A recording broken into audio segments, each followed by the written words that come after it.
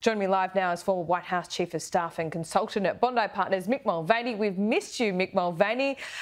You've missed a lot, but in 7 weeks, it's kind of situation normal as well. So let's start with this trial date. Before Super Tuesday, this mugshot has raised $11 million for Donald Trump. Is this going to matter at all? No, probably not, Lauren. Thanks for having me back after my walkabout in Spain and Portugal for 7 weeks. But no, I don't think it moves the needle. I really don't. Look, Donald Trump has been trying to make the case from the very beginning that this is politically motivated. The fact that the judge has now set the trial for the day before one of the biggest primary days in the calendar only helps reinforce that. It's like the Democrats want Donald Trump to be the nominee. They're giving him all the ammunition that he needs in order to dominate the Republican primary, and he's doing that. But we used to have a tradition in this country, Laura, that the Department of Justice, the FBI, did not get involved in elections. Here they are, bringing action against a former president and the leading candidate of the Republican Party. And in addition to that, then they schedule a trial the day before one of the biggest primary dates on the calendar. So, look, say what you want to about Donald Trump. There's some very, very serious allegations in these criminal charges, but there certainly are giving him fuel to make the case that this is politically motivated. Yeah. So do you think that was done with Super Tuesday in mind, do you? It's sort of hard to there have been so many coincidences in this case. Again, the Democrats really do want to run against Donald Trump.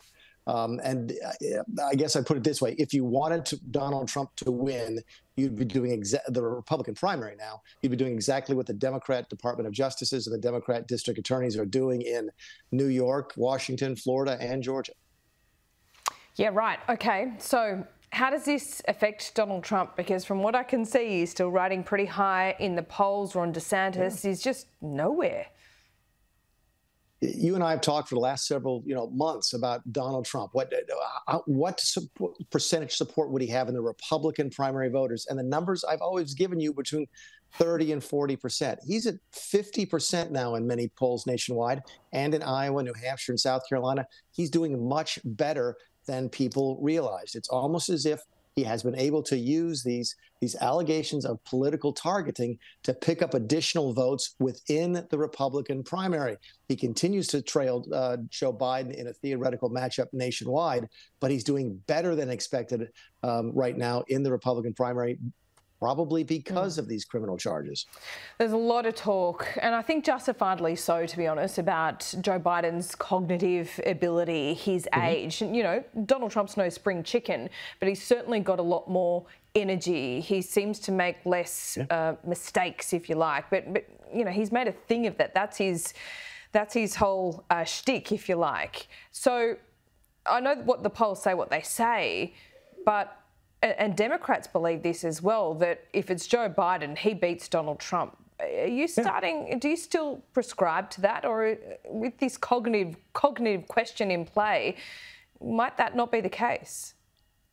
Laura, it could be. A lot of it depends on how bad it gets. Keep in mind, Donald Trump did not debate last week. Why is that significant? Because right away, Joe Biden's team said that if it's Biden versus Trump in the general election, Joe Biden is not going to debate. He used that example of Trump not debating now to anticipate not debating in the future because they don't want Joe Biden in front of the cameras very much. And as long as he doesn't make a big mistake, a big sort of flagrant admission of his mental incapacities, I think the election will continue to be about Donald Trump, and you'll see a replay of 2020. Again, we've said it before, I'll say it again. Very few people voted for Joe Biden in 2020. They either voted for Donald Trump or against Donald Trump. And as of now, while Biden's mental capacity is an issue, there's some polling data suggesting that 3/4 of the voters think he's too old to be president.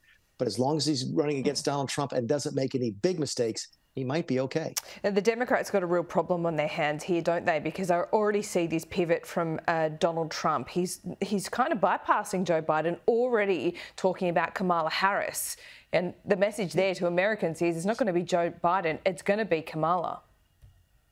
But you've also got this added element that Gavin Newsom is actually going to debate the governor, that's the Democrat governor of California, has agreed to debate Ron DeSantis, the Republican governor of Florida, on national television in the next couple of weeks. So you are continuing to see some Democrats sort of say, well, I'm just positioning myself for 2028. I support Joe Biden in 2024. But you got to think in the back of your head, they're positioning themselves. If something were to happen to Joe Biden, if the Democrats change their calculation and worry that he can't beat Donald Trump, might it be someone other than Joe Biden? I think there's a 20% chance of that happening, but it's still very slight. Well, it's still fascinating nonetheless, and we've got a few fascinating months ahead of us. Mick Mulvaney, it's good to have you back, I tell you what. It's great to be here. Thanks, LJ.